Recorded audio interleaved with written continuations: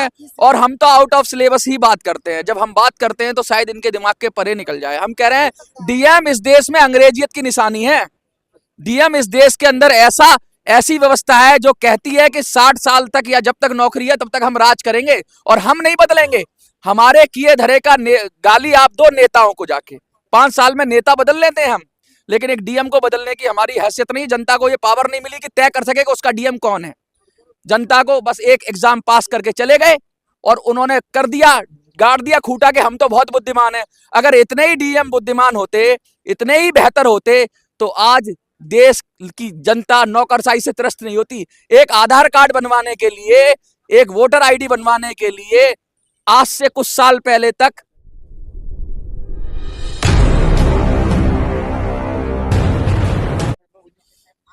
UPSC एक ऐसा नाम जिसे देश का हर युवा का सपना होता है कि एक बार वो यूपीएससी नौकरशाही में आए और देश का भविष्य तय करने में अपना योगदान दे, देश के अंदर प्रशासन चलाने में अपना योगदान दे, देश के अंदर कंट्रोलिंग पावर जो मैनेजमेंट की पावर होती है उसमें अपना योगदान दे।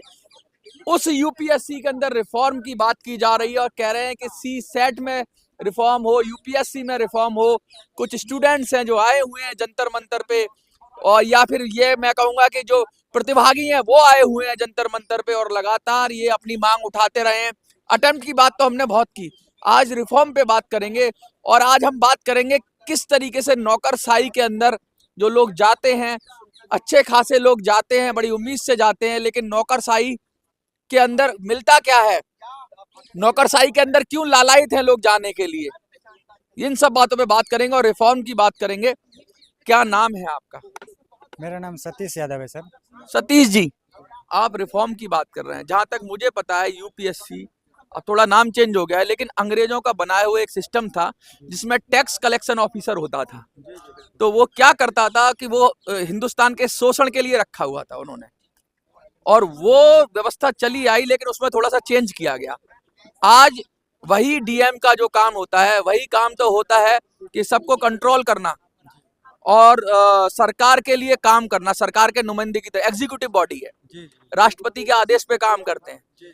तो इतनी सारी चीजें हैं, तो आपका सपना क्यों है कि यूपीएससी में जाना? नहीं, यूपी आपने शुरू में बोला कि जो है अंग्रेजों के ज़माने से, तो आज भी अंग्रेजियत अभी भी बनी हुई है। हाँ। क्योंकि आप देखेंगे तो हम लोग लगभग 6 महीने से प्रोटेस्ट कर रहे हैं। हाँ। और सुनवाई आज भी नहीं हो रही। तो हमें तो लग रहा है इस सरकार में और अंग्रेज की सरकार में कोई डिफरेंस भी तो नहीं है। अंग्रेजों को पद पाने के लिए ही अंग्रेजी शासन के विरुद्ध लड़ेंगे आप? नहीं, अंग्रेजों के पद पाने के लिए नहीं। अंग्रेजों का ये बनाया हुआ सिस्टम है ना। देखिए, एक दो व्यक्ति अगर आज के आज़ाद भारत में एक दो व्यक्ति अगर ऐसा करता है तो उसकी अगर निलेट कर दे तो सब आईएएस ऑफिसर ऐसे नहीं है। बहुत सारे के आपने भी एग्जाम्पल पढ़े होंगे कि बहुत सारे अच्छे भी वर्क कर रहे हैं। अच्छे कहाँ करते हैं? जो करते हैं उनको 6 महीने में ट्रांसफर हो जाता है, उनको एक जगह टिकने नहीं देते, झोला टांग के तैयार रहो। ये बात सही है कि टिकने नहीं और देते। कितने हैं? जी, वो तो सही है, लेकिन अभी हम लोग जिस इशू को लेके आए थे सरकार को, इस इशू को सीसैट एक इशू था जो हर साल आप क्वेश्चन पूछते हो, जो सिर्फ अपर कास्ट के लोग ही सॉल्व कर सकते हैं। अपर कास्ट का मतलब कि जो इकोनॉमिकली भी अपर कास्ट में है, न कि वो वीकर सेक्शन, वीकर जो ग्रामीण पृष्ठभूमि है, वो आईटीजेई के कभी सवाल सॉल्व नहीं कर पाएगा। तो आप उसे वो सवाल पूछ रहे हो जो सिर्फ जो हायर क्लास के व्यक्ति जो अपने बच्चों को आईटीजेई कराते हैं। कैसे, मुझे इसका समझ में नहीं आया है कि जब ग्लोबल युग है, सब कुछ अवेलेबल है, शिक्षा कहीं रुकी नहीं है, इंटरनेट से लेके सब कुछ एक्सेस है, तो कैसे कोई आदमी अपर क्लास और लोअर क्लास के अंदर क्या इंफॉर्मेशन बाधित हो जाती है? जी, मैं बता रहा हूँ, इसमें आपको मैं क्लियर कर देना चाहता हूँ कि इसमें होता क्या है कि जैसे आप कहीं ये आपका वो तो नहीं है, जलन तो नहीं है? नहीं, बिल्कुल भी जलन नहीं है और ऐसा बिल्कुल भी नहीं है। मैं आपको इसलिए मैं बताना चाह रहा हूँ कि सरकार के ही रिपोर्ट हैं कि जो यूपीएससी जो क्लियर करते हैं वो 65% इसी साल का रिपोर्ट है, 65% टेक्निकल बैकग्राउंड के हैं।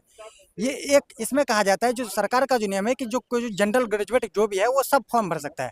अगर 65% सिर्फ एक ही बैकग्राउंड के जा रहे हैं तो हमें इस बीच पर सोचना पड़ेगा ना कि एक ही बैकग्राउंड के क्यों बच्चे जा रहे हैं। तो टेक्निकल बैकग्राउंड का है तो साउंड है ना अपने अपने उस विषय में। नहीं, लेकिन इसमें सिर्फ टेक्निकल की जरूरत नहीं है। जनरल एडमिनिस्ट्रेटिव में टेक्निकल की जरूरत होती नहीं है। आप आईटी के हैं तो उसके लिए अलग क्षेत्र होता है। क्या बात कर रहे हैं आप? सर, मुझे ये समझ में नहीं आ रहा कि एक बिल्डिंग बनानी है, एक रोड बनाना है, ठीक है, ये सब चीजें हैं, तो एक इंजीनियर चाहिए होता है उसके लिए, ठीक है, इंजीनियर चाहिए होता है, लेकिन एक डीएम उस इंजीनियर से ज्यादा नॉलेज वाला चाहिए होता है, क्योंकि वो जानता है कि कहाँ कहाँ घपला हो सकता है, कहाँ कहाँ गलती हो सकती है। तो एक टेक्निकल आदमी तो मोर साउंड होता ही ऑब्वियस है। मोर साइंट देखिए, मैं आपकी बात तो समझ तो मोर साइंट होते हैं, पर वो किसी एक क्षेत्र में होंगे। हाँ, तो उसी हमें क्षेत्र में उसकी चाहिए- पोस्टिंग होती है। हमें नहीं, ऐसा डीएम आप जो पोस्टिंग होते हैं वो किसी क्षेत्र अरे बेसिस सर, पे नहीं होते हैं। अरे क्यों नहीं होती है, बहुत सर, इस पे अच्छा, तो मैं एक एग्जांपल मैं दूं, इस पे एक एग्जांपल दूं, मैं इस पे- एक एग्जांपल दूं, सुन लिए पहले।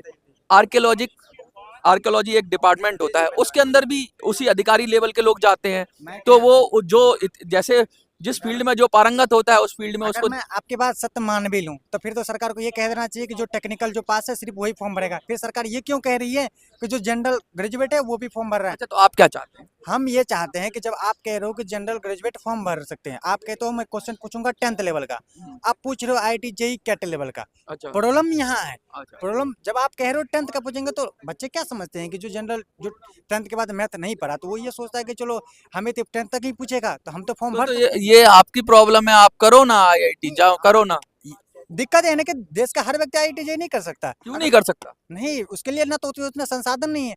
हम यहाँ से और आप इंजीनियरिंग जो आप क्वेश्चन किए कि आप IIT में जाइए, जी मैं इंजीनियरिंग बैकग्राउंड से हूँ, मेरा मैथ भी ऑप्शनल है, हाँ, मैथ ऑप्शनल बैकग्राउंड है मेरा। इसमें मैं बताना चाहूँगा कि जो एक हमारा जनरल एडमिनिस्ट्रेशन के लिए जो रिक्वायरमेंट होती है वो कोई एक स्पेशलाइजेशन सब्जेक्ट स्पेशलाइजेशन नहीं होनी चाहिए, राइट। उसके बाद क्या है कि जो यूपीएससी स्पेशल सब्जेक्ट होता है ना। स्पेशल सब्जेक्ट एक ऑप्शनल सब्जेक्ट होता है जिसको आप मेंस में होता है, प्री में नहीं होता है।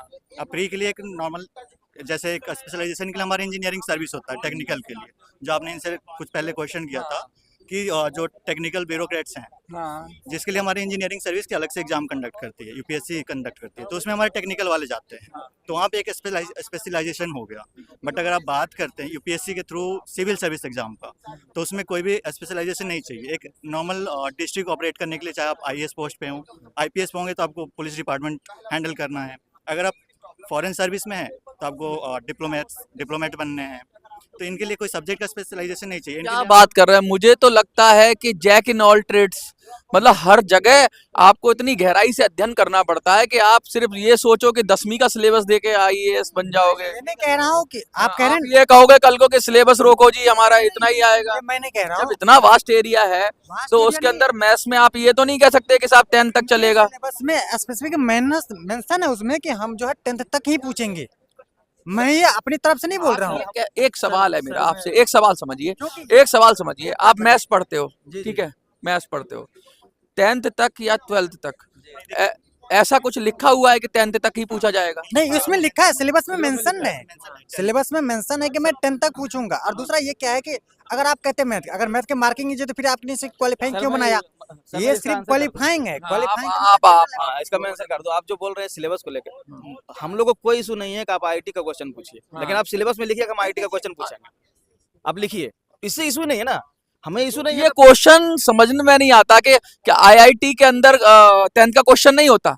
मैं ये नहीं कह रहा हूँ ना, क्वेश्चन क्या होता है मुझे नहीं पता। IIT का क्वेश्चन और 10th का क्वेश्चन क्या अलग ये अलग नहीं, होता है? दिक्कत होते हैं IIT के क्वेश्चन, जो IIT के जो बच्चे होते हैं ना वो मोस्टली आपको इंग्लिश बैकग्राउंड से मिलेंगे। आप जब आप ग्रामीण पृष्ठभूमि में जाएंगे अरे ये मैथ्स में इंग्लिश कहाँ से आ गई? सर मैं बता दे रहा हूँ, आप 10th में कैलकुलस नहीं पढ़ते हैं, हाँ, 10th में आप ये परमुटेशन कमीशन नहीं पढ़ते हैं, है ना, 10th में आप इंटीग्रेशन नहीं पढ़ते हैं, लेकिन वो IIT में पढ़ते हैं, तो आप दोनों का सिलेबस अलग कैसे नहीं है? बिल्कुल है। मुझे कहना है परमुटेशन कम्बिनेशन पूछिए, आपको इच्छा लगे तो, या आपको इंटीग्रेशन पूछना इंटीग्रेशन पूछिए, मुझे कोई फर्क नहीं पड़ता है, लेकिन आप सिलेबस में मेंशन कीजिए। मेंशन कर दो सिलेबस। जिस तरह से IIT अपने सिलेबस में मेंशन करती है कि हम ये सब मतलब पूछेंगे। पूरी तैयारी कर लें आप। जी, हाँ, हम दिक्कत तैयारी यह है करें, कि आप आप तो सुनो, अच्छा मेरी बात सुनो, आप देख तो रही हो कि इस तरह के सवाल आते हैं, तो आप लिखे हुए पे क्यों जाते हो? आप पहले से तैयारी करो ना। आपका कहना बिल्कुल सही है हाँ, सर। कि आपको जब पता है कि 12वीं का या ग्रेजुएशन लेवल का क्वेश्चन आएगा तो आप ये क्यों, अरे लिखा कुछ है, छोड़ो लिखे हुए को, बिल्कुल सही बोल रहे हैं। आपको लिख के दोगे तभी पढ़ोगे आप। आप बिल्कुल सही बोल रहे हैं, आप बिल्कुल सही बोल रहे मैं हैं। तो सीधी बात नहीं, कर नहीं, रहा हूँ आप सही ना, बोल सीधी बात।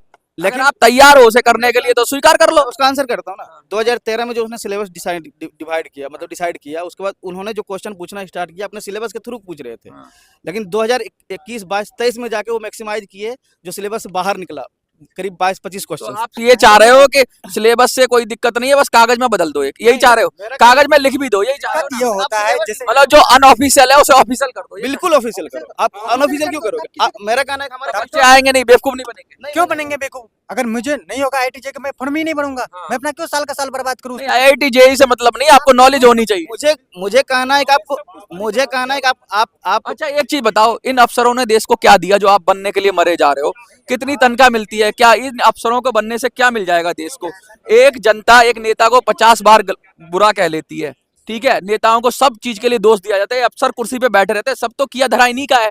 यही तरकीब बताते हैं नेताओं को, ऐसे चोरी करना है, वैसे चोरी करना है, ये करना है, वो सारे अफसर पकड़े जाते हैं, सारे ब्यूरोक्रेट्स पकड़े जाते हैं, सारे ही होते हैं, ज्यादातर, सारे से मतलब आप इसको आप जनरलाइज लीजिए कि ज्यादातर ब्यूरोक्रेट्स की मर्जी के बगैर, क्योंकि नौकरशाही के अंदर बिगर सिग्नेचर ऑफिस ऑफ प्रॉफिट आपने पढ़ा होगा, तो कोई लोक सेवक तो कर नहीं सकता, साइन करेगा तो DM ही करेगा। मैं उसका आंसर कर दूं, जो आप बोले हैं कि आप सबको जनरलाइज कर दिए कि सारे करप्ट हैं, वो ऐसा नहीं है। यदि ऐसा होता तो हमारा देश जब 1947 में आजाद, जनरलाइज का मतलब मेरी बात समझिए, जनरल अगर भारत कहते हैं ना कि अगर भारत के अंदर गरीबी बहुत ज्यादा है तो जनरलाइज कहेंगे गरीबों का देश है। आप क्वेश्चन सही किया, हम उसका आंसर करें ना। 1947 में जब हमारी देश आजाद हुई थी, उस समय क्या कहते हैं आपका लिविंग स्टैंडर्ड या तो आपका लाइफ कवरेज रेशियो जो था वो मुझे लगता है ये DM आप लोग यूं बनना चाहते हैं कि जो अंग्रेजियत का जो मजा है ना, राज करने का मजा, वो DM के अंदर आता है यार। जो कुर्सी पे बैठ के जो हनक होती है ना, जनता को चलाने की हनक, इधर खड़े हो जाओ उधर खड़े हो जाओ, उसका जो रुतबा है ना, उसलिए DM। आप जितना क्वेश्चन सेवा का भाव नहीं। जितना क्वेश्चन किया ना आपका, इसी में आंसर था, आप सुने नहीं। मैं बोला था 1947 में जिसमें हमारा देश आजाद हुआ था, उसमें लाइफ एक्सपेक्टेंसी रेशियो हमारे देश का 27 ईयर था, और अभी कितना है? अभी मोर देन अभी मोर देन 71 ईयर है ना? तो आप ये बताइएगा कि सारे लोग करप्ट थे, सारे उसी माइंडसेट से चल रहे थे, ब्रिटिश माइंडसेट से, तो फिर वो लाइफ एक्सपेक्टेंसी रेशियो 27 से 71 ईयर कैसे हो? मैं बताऊं कैसे हुआ? उसमें नौकरशाहों का कोई योगदान नहीं है, उसमें हमारे वैज्ञानिकों का योगदान है, उसमें बहुत सारे लोगों का योगदान है, उसमें हमारी आप सही बोल रहे हैं। नौकरशाहों ने तो नाश ही किया है। मुझे तो ये पता है कि जहाँ एक नौकर आ जाता है ना, वो नाश करता है। आपको हम बता दें फिर कि आप जो बोल रहे हैं साइंटिफिक रिवोल्यूशन के कारण देश में अंग्रेजों ने अच्छा किया, अंग्रेजों से अच्छी नौकरशाही तो चला नहीं सकते आप लोग। क्यों नहीं चला सकते? अंग्रेजों क्या बात कर रहे हो? उन्हीं का आइडिया है, जो आइडिया पैदा करता है। यदि अंग्रेजों से अच्छी नौकरशाही नहीं चला सकते तो आप आज अभी एडमिनिस्ट्रेटिव मैटर तो कह रहे हैं कि वो अभी एडमिनिस्ट्रेटिव में हम लोग अभी जिस मुद्दे को लेकर आप उस पे ज्यादा फोकस एक मैं पूछना चाहता हूँ, मैं एक मेरा सवाल है, एक रिफॉर्म करते हो ना आप UPSC में रिफॉर्म, तो एक रिफॉर्म ये भी होना चाहिए कि जैसे नेताओं को 5 साल पे चुना जाता है, इन सब DM को निकाला जाए, इनके कार्यों का मूल्यांकन हो, 5 साल बाद जनता तय करे। वो सरकार का DPT वो रिफॉर्म नहीं चाहिए। एक बार कुर्सी मिल जाए तो चुपके रहो। रिफॉर्म की बात मैं ये नहीं कह रहा मुझे वो रिफॉर्म नहीं चाहिए, मैं ये कह रहा हूँ कि अभी हम लोग उस अंदर प्रोसेस फ्यूचर सेट हो जाता है, DM बन गए तो है आपको ऐसा है, और नीचे अफसर रहेंगे, बस 2 नौकर मिलेंगे, चाकर मिलेंगे, हुक्म चलाने को मिलेगा, उसके लिए DM बनते हैं। उस देश सेवा DM बनना। अगर इतना सपना अगर होता ना, इतना छोटा सपना आप जितना बोल रहे हैं ना, उतना छोटा सपना लेके नहीं चले हैं, सोचे ये कि नहीं, देश बड़ा राज करने का सपना छोटा नहीं होता। नहीं, मैं वो राज करूं, एक जिले का मालिक होता है, ऐसा कहते हैं, जिले का मालिक होता है। कोरोना के टाइम में इसी DM ने, कोरोना के टाइम में इन्हीं DMओं में से एक ने जनता को ना फब्बारे से निला दिया था कि तुम तो कोविड फैला रहे हो। ये होते हैं DM। हम ये नहीं कह रहे हैं हम लोग, और लात मारते हुए देखे। हो सकता है एक एक्सेप्शन से पूरी दुनिया नहीं चलती है। एक्सेप्शन से तो बहुत बुरा। एक्सेप्शन से DM ये क्यों नहीं कहते कि इस देश को DM चाहिए ही नहीं? यदि नहीं चाहिए तो पार्लियामेंट से लॉ पास करके नहीं चलाएं। बिल्कुल किसी को नहीं चाहिए तो हम कहूँगा नहीं सर, सबसे अच्छे तो नेता हैं, कम से कम हम बुरा बुला हमारा सुन तो लेते हैं। DM से सब लोग ऐसे ही भला बुरा सब सुन रहे हैं। DM को आप एक शब्द नहीं कह सकते साहब। वो एडमिनिस्ट्रेटिव मैटर में उसमें नहीं पढ़ना चाहता, अभी हम कानूनी कार्रवाई बिल्कुल नहीं, हम जिस मैटर में है अभी हम उसी पे रहना चाहते ये हैं। रिफॉर्म नहीं चाहिए। नहीं मुझे रिफॉर्म, मैं ये नहीं कह रहा मुझे रिफॉर्म नहीं चाहिए। अंग्रेजी राज चाहिए। नहीं, पहले तो हमें एंट्री लेवल पे रिफॉर्म चाहिए। अच्छा एंट्री लेवल, अच्छा एंट्री क्या नहीं, हम अंग्रेज बने तो ढंग के अंग्रेज बने। देखिए बात आप जो कह रहे हैं अंग्रेज बनने की, अगर अंग्रेज बनना हो हम अंग्रेजी होता है, नहीं, ऐसा आपका अंग्रेजियत होती है उसके अंदर, आप ये नहीं होती अंग्रेजियत। नहीं, मैं नहीं समझता, शासन करने की मैं नहीं समझता। अभी तक अब हो नहीं ना आप। हाँ, जब बन जाओगे डीएम, जब बन जाएंगे जब हम हमसे बात करोगे इसको बाहर करो, आप उस समय उसको कॉर्नर पे, मैं बताऊंगा अरे दोगे नहीं आप। अभी इन ऑफिसर्स की वजह से ही हमारे देश के प्राइम मिनिस्टर जो है 5 ट्रिलियन इकोनॉमी के बारे में सोच रहे हैं। ऑफिसर की वजह से, बिल्कुल ऑफिसर की वजह से ही। ऑफिसर करता है खेत में खाला, ऑफिसर चलाता है। आप जी भी- भटक रहे आ- हैं। आ- आ- आप बताइए। नहीं, मैं कह नहीं, कह रहे ऑफिसर करता है, नहीं, सही इनको भटक नहीं, ऑफिसर करता है। मैं वो नहीं कह रहा हूँ कि आप किसी को आउट ऑफ सिलेबस क्वेश्चन पूछ रहे हैं, क्योंकि हम लोग जिस हमारा सिलेबस ये सिलेबस से आउट हो गया, मैंने क्वेश्चन पूछ लिया। ये आउट ऑफ सिलेबस क्वेश्चन देखिए यही दिक्कत है। हाँ सिलेबस देखिए, आपने कहा धर्म पे बात मत करो। एडमिनिस्ट्रेटिव रिफॉर्म वो सरकार के अलग मुद्दे हैं। अभी हम लोग इस मुद्दे पे हैं, तो हमें आई थिंक इस पे सॉल्यूशन मुझे चाहिए। जो डीएम क्यों चाहिए इस देश को? नहीं, डीएम चाहिए, डीएम को जरूरत है, क्यों चाहिए? ये जरूरत है। और पार्लियामेंट्रियन से पूछिए क्यों चाहिए। हाँ, ये पार्लियामेंट्रियन से तो पूछिए, आपके पास कोई व्यवस्था नहीं है, आपके पास दूसरी व्यवस्था हमसे मत पूछिए ना, हमसे ये पूछिए कि डीएम कैसे बने? हाँ ये पूछिए क्योंकि हम बनना चाह रहे हैं। अच्छा, जिस दिन पार्लियामेंट्रियन ये जवाब दे देंगे कि नहीं चाहिए, उस दिन हम नहीं आपसे आंसर करेंगे। ये कह रहे हैं कि ये डीएम बनना चाहते हैं, डिस्ट्रिक्ट मजिस्ट्रेट बनना चाहते हैं, यानी एक ऐसी पावर, एक ऐसी चीज जो एंजॉय करना चाहते हैं, और उसके लिए कह रहे हैं कि अरे ये एंजॉय ही करता है। आप शब्द का गलत प्रयोग, अरे एंजॉय शब्द बहुत गलत है। आप डीएम का आप ऐसा प्रयोग जैसे कि वो पद को एंजॉय कर, एंजॉय ही करते हर हैं। व्यक्ति एंजॉय के लिए जनता की सुनता है। नो नो नो, आप ऐसा नेता सुन लेता है, डीएम सुन लेगा किसी की? मैं हर बार कह रहा हूँ आप आउट ऑफ सिलेबस जा रहे हैं। मैं कह रहा हूँ वो कोई एंजॉय के लिए, हर व्यक्ति एंजॉय के लिए यार नहीं ये जा रहा सिलेबस का चक्कर बहुत है, नहीं, syllabus ये का फंसे चक्कर हुए हैं इसलिए सिलेबस के चक्कर में, और हम तो आउट ऑफ सिलेबस ही बात करते हैं। जब हम बात करते हैं तो शायद इनके दिमाग के परे निकल जाए। हम कह रहे हैं डीएम इस देश में अंग्रेजियत की निशानी है। डीएम इस देश के अंदर ऐसी व्यवस्था है जो कहती है कि 60 साल तक या जब तक नौकरी है तब तक हम राज करेंगे और हम नहीं बदलेंगे। हमारे किए धरे का गाली आप दो नेताओं को जाके, 5 साल में नेता बदल लेते हैं हम, लेकिन एक डीएम को बदलने की हमारी हैसियत नहीं। जनता को ये पावर नहीं मिली कि तय कर सके कि उसका डीएम कौन है। जनता को बस एक एग्जाम पास करके चले गए और उन्होंने कर दिया, गाड़ दिया खूटा के हम तो बहुत बुद्धिमान है। अगर इतने ही डीएम बुद्धिमान होते, इतने ही बेहतर होते, तो आज देश की जनता नौकरशाही से त्रस्त नहीं होती। एक आधार कार्ड बनवाने के लिए, एक वोटर आईडी बनवाने के लिए आज से कुछ साल पहले तक नहीं था, तो क्या था? सुधरा। इन डीएम्स की जो पावर है ना वो कम करनी चाहिए। ये जो नौजवान है ये पावर को एंजॉय करने के लिए डीएम बनना चाहते हैं, कोई सेवा नहीं करना चाहते। सरकारी नौकरी मिलेगी और वो भी डीएम की मिलेगी तो कितने नंबर किधर घुमाएंगे, कितना साइन किधर करेंगे। जो पावर आएगी, जो पैसा आएगा, जो रुतबा आएगा, उसके लिए डीएम बनना चाहते हैं। कोई देश सेवा बननी होती तो आज फौजी बनते, देश सेवा बननी होती तो इंजीनियर बनते, डॉक्टर बनते। डीएम बनना मतलब राज करना, और देश में जो व्यवस्था राज करती है वो डीएम के जरिए ही करती है। आपको क्या लगता है? I will answer your question. इसे छोड़ दीजिए, बोलिए। नहीं है ये चंद्रगुप्त मौर्य से लेके हाँ। और अभी तक में डीएम था वहाँ। नहीं, उस समय भी डीएम था, उसे विषयक कहते थे। हाँ। और आज भी डीएम उसे डिस्ट्रिक्ट कलेक्टर कहते हैं। और ये अंग्रेजों का नहीं है, सरदार वल्लभ भाई पटेल का है।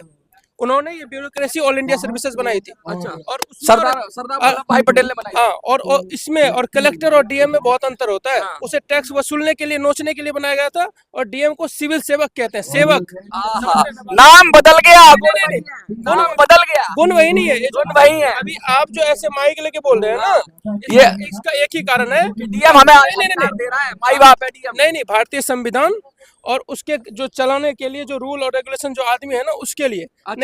नहीं तो संविधान जब, नहीं। अच्छा संविधान पे आ गया। संविधान से पहले तो कोई बोल ही नहीं पा रहा था इस देश में। इस संविधान से पहले कोई बोल नहीं सकता ना। संविधान से पहले आजादी नहीं थी बोलने की, संविधान ने हमें बोलना सिखाया है। 2 मिनट आपको ये बोल देता हूँ। आप हर चीज को अगर ब्लैक में देखेंगे ना तो आपको कुछ दिखेगा नहीं।